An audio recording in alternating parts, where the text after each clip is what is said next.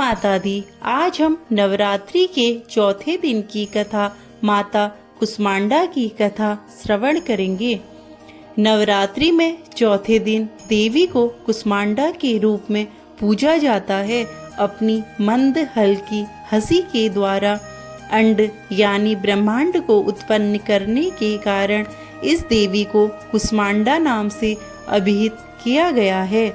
जब सृष्टि नहीं थी, चारों तरफ अंधकार ही अंधकार था, तब इसी देवी ने अपने हास्य से ब्रह्मांड की रचना की थी। इसलिए इन्हें सृष्टि की आदि स्वरूपा या आदि शक्ति कहा गया है। माँ कुष्मांडा की 8 भुजाएं हैं, अतः माँ को अष्टभुजा भी कहा जाता है। माँ के 7 हाथों में कमंडल, धनुष, बाण, कमल, पुष्प, अमृतपूर्ण कलश, चक्र तथा गदा है। वहीं माँ के 8वें हाथ में सभी सिद्धियों और निधियों को देने वाली जप माला है। माँ का वाहन सिंह है। माँ का वास सूर्यमंडल के भीतर लोक में स्थित है। इस लोक में रहने की क्षमता केवल माँ के इसी स्वरूप में है। ब्रह्मांड में जो कुछ भी है, सभी में इनका तेज व्याप्त है। माँ कुष्मांडा की पूजा करने से व्यक्ति को सभी रोगों और शोकों से मुक्ति मिल जाती है। साथ ही उसे यश, आयु, आरोग्य और बल प्राप्त होता है। सच्चे मन से माँ की आराधना करने से भक्तों को सुगमता से परम पद प्राप्त होता है। माँ कुष्मांडा आधियों व्याधियों से मुक्त करती हैं और सुख, समृद्धि और उन्नति प्रदान करती हैं। ऐसे में कहा जाता है कि माँ की आराधना से भक्तों को हमेशा तत्पर रहना चाहिए। आदि शक्ति भवानी के इस अवतार का नाम अलग अलग शब्दों से मिलकर बना है। पहला शब्द है क्र, जिसका अर्थ है थोड़ा। दूसरा शब्द ऊष्मा, जिसका अर्थ है ऊर्जा, शक्ति, और तीसरा अर्थ है अंड अर्थात अंडा। इस प्रकार 3 शब्दों से मिलकर बना है शब्द कुष्मांडा, जिसका अर्थ है ऊर्जा का एक छोटा सा ऐसा पवित्र गोला जिसने इस समस्त ब्रह्मांड की रचना की है। माँ कुष्मांडा की आराधना करते समय बोले जाने वाले श्लोक: या देवी सर्वभूतेषु माँ कुष्मांडा रूपेण संस्थिता, नमस्तस्यै नमस्तस्यै नमस्तस्यै नमो नमः।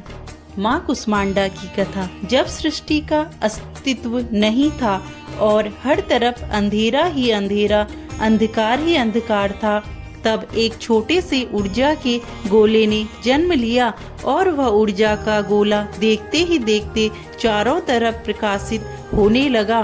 फिर उसने एक नारी का रूप लिया और वह नारी और कोई नहीं, आदि शक्ति, आदि स्वरूपा माँ कुष्मांडा है। माँ कुष्मांडा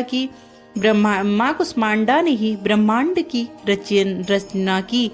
इनका निवास स्थान सूर्यमंडल के भीतर लोक में ही है और इस प्रकार कुष्मांडा माता सभी प्राणियों को ऊर्जा प्रदान करती हैं। सूर्यमंडल के भीतरी लोक में निवास करने की क्षमता और किसी में नहीं है। यह क्षमता और शक्ति केवल माता कुष्मांडा में ही है। माँ कुष्मांडा ने पहले 3 प्राणियों की रचना की। यह 3 सर्वोच्च देवियां थी।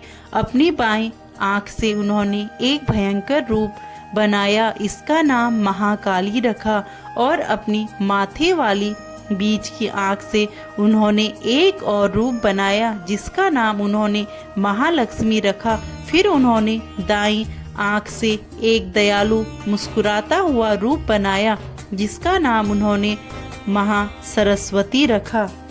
महाकाली के शरीर से एक नर और एक नारी ने जन्म लिया।